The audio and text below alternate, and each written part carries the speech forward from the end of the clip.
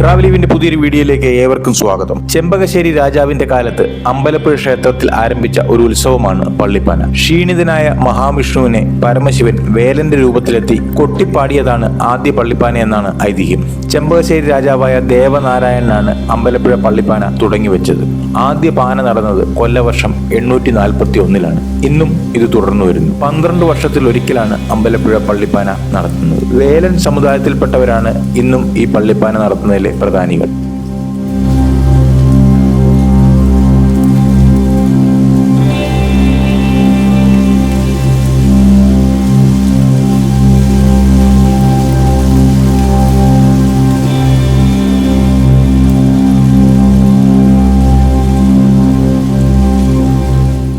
ഐതിഹ്യങ്ങളുടെ കലവറയായ അമ്പലപ്പുഴ ശ്രീകൃഷ്ണ സ്വാമി ക്ഷേത്രം ആചാര അനുഷ്ഠാനങ്ങളുടെ പുണ്യഭൂമി കൂടിയാണ്. 410 വർഷങ്ങൾക്ക് മുൻപ് പൂരാടം പിറന്ന ചെമ്പകശ്ശേരി ദേവനാരായണ രാജാവ് നിർമ്മിച്ച ഈ മഹാക്ഷേത്രം താന്ത്രിക കുലപതികളായിരുന്ന കടിയാക്കോൽ പുതുമന തന്ത്രിമാരുടെ തർക്കത്തെ തുടർന്ന് കുറിച്ചി കരിങ്കുളം ക്ഷേത്രത്തിന്റെ ഊരാളന്മാരായിരുന്ന വലിയ മഠം കുടുംബക്കാർ ആരാധിച്ചു വന്നിരുന്ന പാർത്ഥസാരഥി വിഗ്രഹം ഇവിടെ കൊണ്ടുവന്ന് പ്രതിഷ്ഠ നടത്തിയതാണ്. കണ്ണമംഗലം ഇല്ലത്തെ മേൽശാന്തിമാർ നിത്യപൂജ നടത്തുന്ന ദക്ഷിണ ദ്വാരക കൂടിയാണ് ഈ ക്ഷേത്രം. ഏകദേശം 360 വർഷങ്ങൾക്ക് മുമ്പ് തുടക്കം കുറിച്ച കേരളത്തിലെ അപൂർവം ക്ഷേത്രങ്ങളിൽ മാത്രം കണ്ടുവരുന്ന ഈ പള്ളിപ്പാന 2026 ഫെബ്രുവരി 8 ഞായറാഴ്ച മുതൽ ഫെബ്രുവരി 22 വരെ ക്ഷേത്ര സങ്കേതത്തിൽ നടന്നു വരികയാണ്. അമ്പലപ്പുഴ പള്ളിപ്പാനയുടെ 3-ാം ദിവസം നടക്കുന്ന സുപ്രധാന ചടങ്ങാണ് ഇടുപണം ഇടൽ അഥവാ ഭീഷ്മരൂപ ആവാഹനം.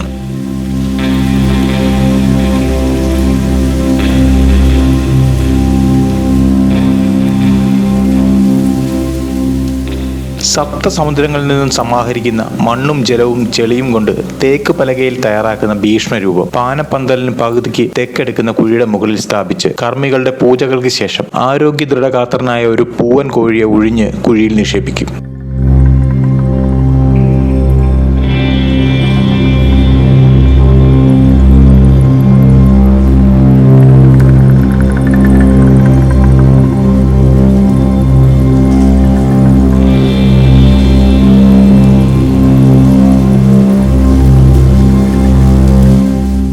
അമ്പരഗംഗ എന്ന സങ്കല്പത്തിൽ മുകളിൽ കെട്ടിത്തൂക്കുന്ന കലശക്കുടത്തിൽ നിന്നും നൂല് കെട്ടി ശരശയ്യയിൽ കിടക്കുന്ന ഭീഷ്മർക്ക് കുടിനീര് കൊടുക്കും. 15-ാം നാളിൽ കാപ്പഴിക്കുമ്പോൾ കോഴി ജീവനോടെ ഉണ്ടാകണം എന്നതാണ് വിശ്വാസം.